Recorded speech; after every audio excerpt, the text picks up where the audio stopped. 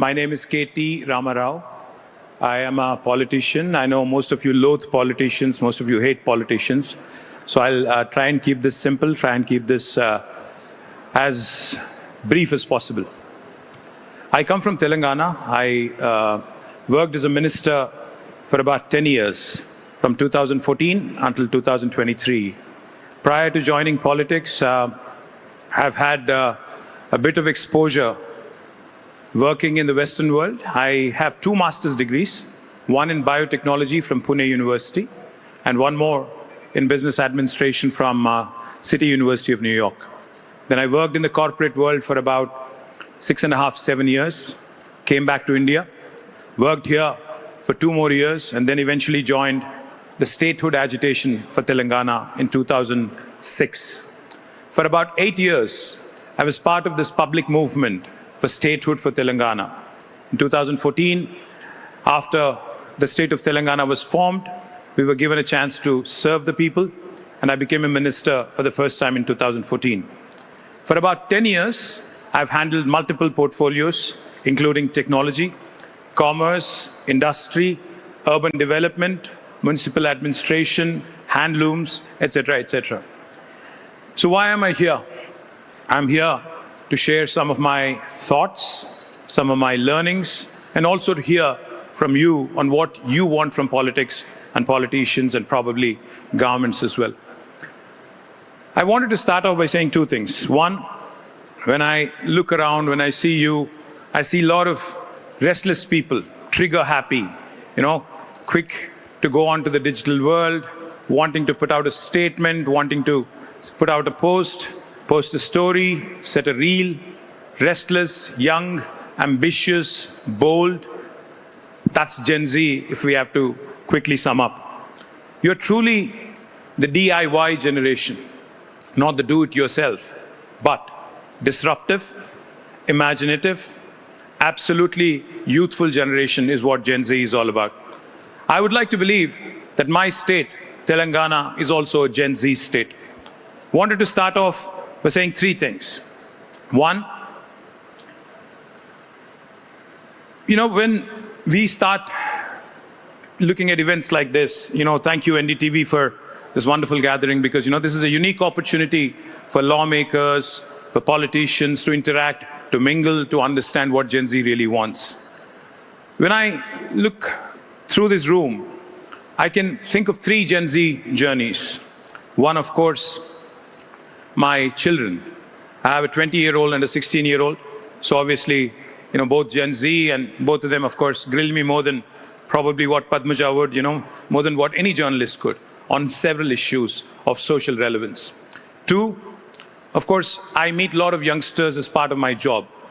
I interact with a number of youngsters. I talk to a lot of youngsters. I keep getting fresh bout of energy every so often when I speak to them. 3, my state, which has done tremendously well in the last 10 years. Gen Z has truly conquered, has truly led the charge on the digital mediums. You guys have literally taken the world by storm, across the world. I'm not even talking India, I'm not talking my state. One of the things that I can think of from my state, where Gen Z had a positive impact by way of social media activism, was as recent as about 3 months ago. In my state, in my city, Hyderabad, when the government of Telangana wanted to sell about 400 acres of forest land, Gen Z, in the form of Hyderabad Central University students, led the charge and started demanding answers from the government on why they're selling a valuable piece of urban lung space, which is also a demarcated forest. Went on for a while. Eventually, even though the government was non-responsive, this apex court of India, the Supreme Court, responded. Supreme Court came to the rescue, and eventually, because of Gen Z's media activism, social media activism, 400 acres of land in Hyderabad was saved purely because of that activism. Now, does that mean mere social media activism? Does that mean mere social media presence is enough? No. I think Gen Z also has to step in, understand that this is your moment. This is your moment to seize. Why am I saying that? Because as the world is getting older, India is getting younger. India's median age today is 27. More than 50% of India is less than the age of 35. This is your time, this is your opportunity under the sun. This is the opportunity that you can seize. In case you're thinking this lecture is getting really boring, let me give you 3 examples of how generations in the past, youngsters in the past, have redefined their country's destinations. In 1985, China and India, you all know China, you all use Chinese products, I'm sure. China and India both had a similar sized economy in 1985. But today, if you look back, exactly 40 years later, India's economy is around $4 trillion, whereas China is almost $20 trillion. They're 5 times bigger than us. In mid-1980s, we were similar in terms of GDP size, in terms of per capita. In fact, China was lower. They were $300, we were $500. And today, China is about $13,000 of per capita. India is only 2,700. What happened? Where did we miss the bus? How did they race past us? I think one simple thing. They were focused on the best. They wanted to beat the best. They were focused on the US. They were wanting to be better than Europe. Whereas India, we were happy comparing ourselves to Pakistan. We were very busy comparing ourselves to Bangladesh. And we were thankful that, we were growing. That's all. We didn't care that others were growing faster, others were doing better. The second example I'd like to give you is that of Japan. I'm sure all of you have Japanese products at your home, possibly one of the cars, one of the electronic goods you use, etc., etc. Now, Japan, for those of you who are probably familiar, you're Gen Z, so you're born post-97. 50 years prior to that, in 1945, Japan actually is the only country on planet Earth which had experienced a nuclear attack. 2 Japanese cities were bombed, Hiroshima and Nagasaki. Lakhs of people died in World War II in Japan. But what did Japan do? Did it lose its hope? Did it give up? Did it throw in the towel? Japan has so many odds stacked up against it. In terms of size, Japan is only 1/9 of India.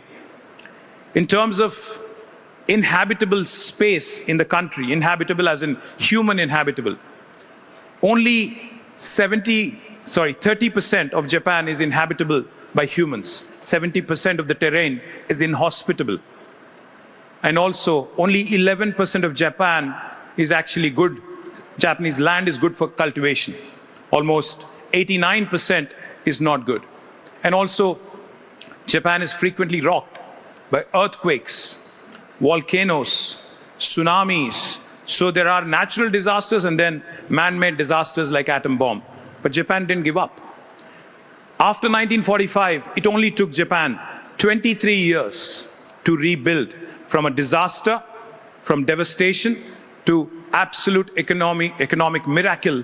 And by 1968, in less than 23 years, just by sheer innovation, industrialization, just by culture and mindset, Japan has become the 3rd largest economy in a span of 23 years. And in about another 20 years, Japan has become 2nd largest economy. And even as we speak today, it is the 4th or 5th largest economy in the world. And the third example that I would like to give is that of my state, Telangana. I know all of you are trigger happy, all of you have butterfingers when it comes to cell phones. May I request all of you to pull out your phones for a second? Please. Please open Google. Please type in the world's largest lift irrigation project. World's largest lift irrigation project. And I think you would find the answer. That is, can anybody tell me, please? Anyone? Kaleshwaram project in our own country, in my state, Telangana. It's not India's largest, it's the world's largest project. May I also request you, bade bhai 2 minute ruk ja yaar, 2 minute. May I also request you, world's largest Amazon campus. You all use Amazon. World's largest Amazon campus. Where is it? Which city? Can you please say it loud? We are in Bombay. Hyderabad. Thank you very much. And the third question I'd ask you, world's largest innovation campus. World's largest innovation campus. Anybody?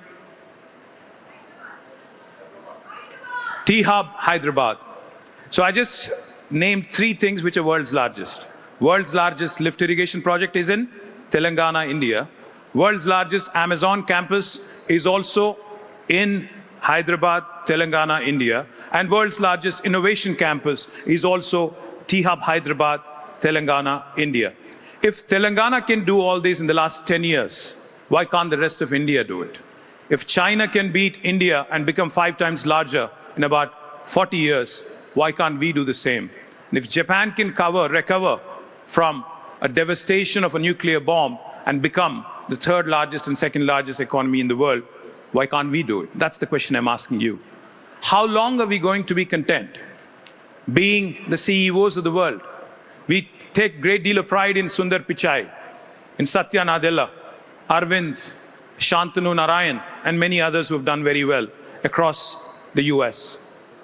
But name one Indian product which has truly been benchmarked by the rest of the world as the best in the business. Not one coming from India.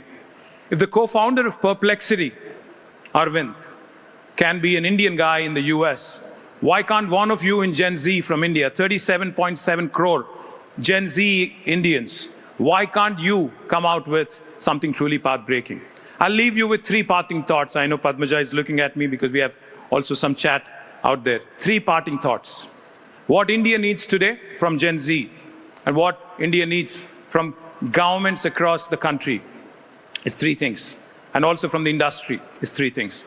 India does not have the luxury of leapfrogging. हम बार-बार सुनते रहते हैं प्रधानमंत्री जी से कि 2047 तक India को फर्स्ट वर्ल्ड कंट्री बनाना है. India does not have the luxury. अगर बना है 22 साल में, we don't have the luxury of leapfrogging. We have to pole vault. We cannot leapfrog. The second thing I'll tell you, India does not have the luxury of inviting venture capital. We need our industry to open its purse strings. We need our industry to be adventurous. What India needs is not venture capital, but adventure capital. Also from Gen Z, what we need, what India needs to truly become first world country is not for you to come out with the next Amazon, not for you to come out, become the next Uber. I think best practices are dime a dozen. What we need from young Indians, what we need from Gen Z is next practices. We need you to redefine the world order. We need you, along with the governments and the industry, to work on next generation practices, next breakthroughs for the rest of the world. Because like I said, while the world is getting older, India is getting younger. And today, the opportunity that Gen Z has in India, there's never been a better time. Because governments are attentive, industry is attentive, capital is not a concern. You're only limited by your imagination, you're only limited by your ambition. And I'm sure with more and more such events, many of you will become innovators, many of you will become disruptors, many of you will truly come out with world-class products. I was just listening to Pawan, who's also from Telangana, by the way. Thank you for that that's enlightening inputs. Once again, thank you NDTV, Yuva, for giving us this opportunity. Truly delighted to be here. Cheers. Thank you.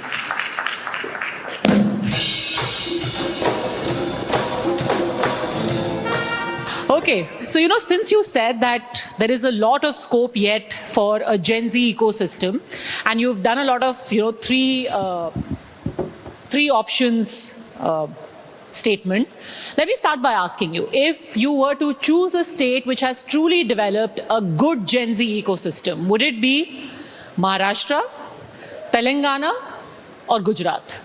You know my answer. Okay, let's leave out Telangana because you'll be my biased. Fiduciary responsibility, of course. Karnataka, Maharashtra, Gujarat. I'd say each of them have their strengths, but I'd say for Gen Z, I think Bangalore continues to remain the favorite. Without a question, I think it beats Maharashtra and Gujarat. I think most of you are Mumbaikars, you'll hate me for saying this, but Bangalore wins hands down, even though I'm sitting in Mumbai and talking to you. What are we saying about this Mumbai? Best Gen Z ecosystem is in Bangalore and not in Mumbai? No, up your quotient, you can certainly compete with not Bangalore, but in fact, Mumbai has the ability to beat Silicon Valley. Why not? Okay. What does Mr. Drummer think about it? I think he's a Bangalore guy. Thank you. Okay. Who's a good Gen Z neta, according to you? Is it Mr. Modi? Is it Rahul Gandhi? Is it, and I'm not going to mention anyone from your party or you, is it Revant Reddy? Well, I'd say सबके सब बूढ़े हैं, तो तीनों भी Gen Z नहीं है. सारे के सारे बूढ़े हैं. Gen Z is beyond 97, yeah.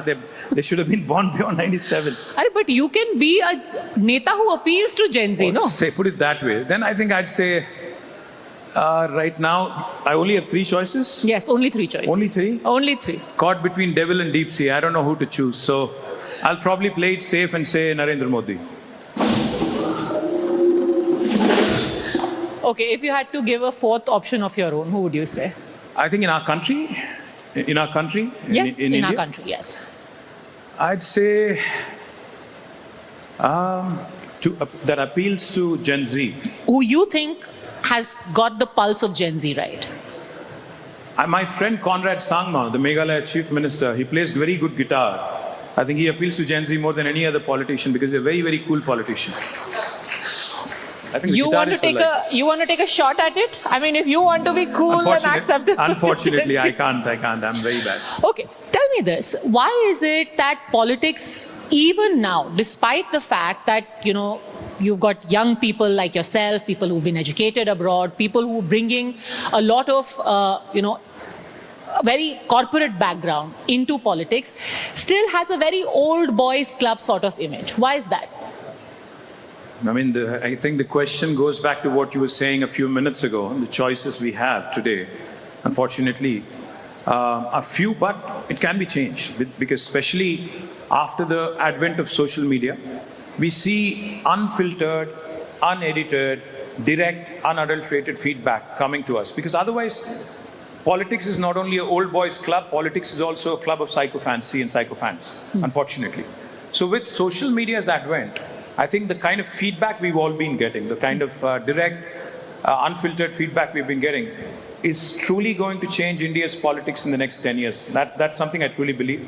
So let us talk probably another 5 years and 10 years from now and you'll realize that politics will have a lot of these youngsters also joining in, either directly or indirectly. I don't mean not everybody will become an MP or MLA, but at least they'll start participating in the process. They'll start taking more active interest because end of the day, politics decides your future. I mean, आपके मोहल्ले में road बनना है कि नहीं, आपके यहाँ जो एक मोहल्ला क्लिनिक बनाना है उसका मतलब किस कदर बनाना होगा, कैसे बनाना होगा. All these things ultimately, I think, have to be determined by us participating. Today, I don't see urban voters and Gen Z really participating in voting, but I'm hopeful that once they start participating actively, things will change. It won't remain an old boys club. We'll have a lot of infusion of youngsters as well. This immediate feedback, social media feedback, can also be a double-edged sword. It can be enlightening, but it can be rather nasty. Has there been something which you thought was just like, okay, great feedback, but was really raw, honest, and perhaps a little cruel?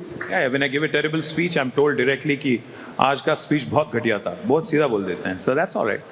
That's perfectly fine because see, it's better to be told directly onto your face कि कुछ गड़बड़ है, rather than just living in your own fool's paradise thinking everything you do is absolutely brilliant. So I would any day want unfiltered, fresh, raw feedback and get unadulterated content directly from the my voters. What did you say so wrong in that speech कि बिल्कुल घटिया ही बोल दिया किसी ने आकर के? नहीं पता नहीं यार, किसी को पसंद नहीं आया होगा. होता है ना. I mean, not everything. See, I just said Bangalore is a better ecosystem. I'm sure Mumbai guys wouldn't like it. So, when somebody sees that and especially media is very notorious for playing only those clips that they like. I'm not saying you, NDTV, but I'm just saying, So no, wait till you go and check your Twitter feed. There'll be some people there saying, "Kya ghatiya baat thi ye?" Mumbai is way better than this. Shayad. Even my kids actually don't spare me. So when I say something which isn't very interesting or which is a bit cliche, they're on my case. So. What is the most honest thing you said your children grill you the most? What's been the most cruel thing that your children have said to you? Cruel. Because children can be cruel. And they're unfiltered because they are children, so. Absolutely. Well, last night I was asking my daughter, she's 16. So I was asking my daughter, what do Gen Z kids want a politician to say? She simply said, well, she was being kind to me personally, but she said, I don't think Gen Z really likes politicians, is what she said. Like, obviously, as you can see. So therefore, it's okay, I understand. But what they need to understand also is that everything that they do right now, or everything that, they do from the time they get up till the time they go to bed, including GSTs and, everything that affects their life, day-to-day life, are the decisions taken by politicians. So they better start getting involved, they better start paying attention. You spoke about the journey of your party. Obviously, it was born of a revolution. Yes. And at the forefront was your party, the TRS at that time. But the lifeblood was the youth of Telangana, the youngest people then. What happened? How is it that you stormed into power 10 years ago, 11 years ago, and then equally unceremoniously, if I may use the word, Not really. you were ousted from power? No, not Why? really. I'll tell you why. Did the youth reject you? No. Did you not 10 years. figure out what the youth Gen Z of Telangana wanted? I'll tell you what. 10 years we were in government, we've been given an opportunity to serve, we did really well. And when we lost in 2023, it was not unceremonious. The difference between the victor and who came runner-up, which is us, was hardly 1.8%, which is about 4 lakh votes. There's nothing unceremonious about a loss in politics. Ultimately, end of the day, you have to take it in your stride, you have to reflect, you have to introspect, you have to come out with, what probably course corrective steps that you have to do. So one of the reasons could be that the youngsters in Telangana probably did not get what they want, possibly in the sense of the number of jobs we created in private sector versus the number of jobs that got created in government sector. We did not publicize well. And on the other hand, you had my opponent, Congress, which literally promised the moon. They promised 10 grams of gold in every marriage to a young lady's family. They promised scooties to young women who would go to college. They promised the moon, literally. I mean, it would probably take the budget of 4 southern states, to deliver on all the promises that they made, but people bought into it. That's why the difference was 1.8%, and we lost by a whisker. And I don't see it as a unceremonious loss whatsoever. Okay, but this was good communication. I think perception management, politics is about 3 kinds of management: people management, perception management, and also alignment of expectation management. So I think we failed possibly on one of the 3. So which politician, according to you, does the best in perception management? Revant Reddy, I'll give you options, or you want to go straight off the bat? I think I'll go with Barack Obama. Play it safe and go with Barack Obama. No, it has to be based in India. Because you're reeling me back into Indian politics, and you're pitting one of my opponents against the other. So I really don't. No, but the people here, they want to hear from you about Indian politics, because this is what they engage with. ठीक. So बताइए, choice बताइए. अच्छा, choice. Perception management, Arvind Kejriwal, Revant Reddy. Can I give more than 3 choices? 5 ले लीजिए. Narendra Modi, Rahul Gandhi, and I think I'll go with 4. See, I'll tell you what. India में मैं 40 साल से मैं politics follow कर रहा हूँ और देख रहा हूँ closely. Indian politics is about, Indian elections are about 90% of the time about rejection. अगर आप पसंद नहीं तो किसी और के पास जाएंगे. Ultimately किसी को हटाना है, तब जाके दूसरी तरफ देखेंगे. सिर्फ 10% of the time, people look for a new hope, new wave. That which happened in the case of TRS, which happened in the case of AAP, which happened in the case of BJP, etc., etc. Otherwise, it's a status quoist kind of a politics. So, in terms of perception management, if you ask me, in the last 11 years, I'll confine myself to the last 11, 12 years. I'll say that Prime Minister Modi has done exceptionally well, even though, if you ask me in terms of what he has delivered to the nation, not much. But in terms of perception management, in terms of how, he gave this impression that he's done enough and more. Because, let me remind you, he promised that India will become a 5 trillion economy by 2022. Did not happen. He promised a home to every poor in India. Did not happen.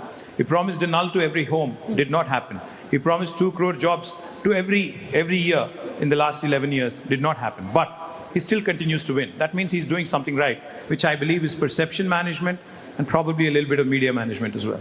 Really? 11 years purely on perception management? I would say so. And primordial emotion management, if I may also add. Emotional management? Primordial emotion management. Primordial emotion. Would you care to elaborate on that? Well, simple. Ultimately क्या होता है ना, जब मैं China की बात करता हूँ, जापान की बात करता हूँ, अगर कहता हूँ कि अगर चाइना ने 40 साल में हमसे 5 गुना जो ग्रोथ दिखाया, इंडिया में क्यों नहीं होता है? सिंपल सीधी बात है. चाइना तो फोकस्ड है यूएस पे, उसको चाहिए कि दुनिया में बेस्ट बनना है, बट हम किस चीज़ पे फोकस्ड है? मंदिर मस्जिद वाली झगड़ा में कौन क्या खा रहा है, क्या पी रहा है, कैसे कपड़े पहन रहा है, क्या कैसे भाषा बोल रहा है, etc. etc. So what happens is, when you bring these primordial emotions to the fore, and that takes center stage over everything else, none of the promises that you made have worked, none of the promises that you made have been delivered, but still you win elections because election के time आपको याद दिलाया जाता है 80, 20, etc. etc. and that पर fortunately उन्होंने or अगर unfortunately 11 works. साल तक ये मैनेज किया है, this could be your हम करके दिखाएंगे moment. See, ultimately, I'll tell you what. End of the day, you can fool all the people sometimes. Some people, sometimes, some people all the time. But you can't fool all the people all the time. So there will come a time when people will see through all these perception managements and media managements and will pick the right choices. Now you're out of power. I want to ask you a final question. When did you have your, that moment of reckoning where you said, ये हम करके दिखाएंगे moment. You might be out of power, but you will be able to bounce back. Well, two things. One, today if you look at Telangana politics, I already see the triple R playing. Not triple R the movie, but triple R, factor. Recall, regret and revolt. Recall is already happening. People are already recalling how better our government was vis-a-vis the current Congress government. Regret is also being seen that गलती हो गई, फिर इनको वापस लाना है. मैं उम्मीद करता हूँ 1-2 साल में रिवोल्ट भी शुरू हो जाएगा और 5वीं साल में हम लोग वापस आ जाएंगे. Revolt? Revolt as in not. I hope you are not telling people to hit the streets कि Gen Z रास्ते पे आओ. Not like Gen Z and Nepal. No, I'm not talking about that. That might also happen if governments actually fail. I'm also forewarning you on that. Because what happened in Nepal recently was nothing but suppression of democracy, was suppression of the voice of Gen Z. Initially, even the media mocked when the Gen Z was protesting. They said they're protesting internet disruptions. But eventually, what were they protesting? They were protesting for their future. You're saying a Nepal-like scenario can happen in India? If governments continue to fail them, if governments continue to fail the aspirations of people of India, why not? Yes. Do the people here agree that we could have something like this happening in India? Well, you never know. Come on, Gen Z, let's be heard. कितने लोगों को लगता है यहाँ पे होगा Gen Z? Nepal जैसा? How many people think नहीं होगा? Well, let's see. The night is still young, let's see. Okay, let's hope for the best. The night is young, but KT Rama Rao, thank you very much for having come here. Thank you very much. Spoken to us here at NDTV Yuva. Cheers, Thank thank you.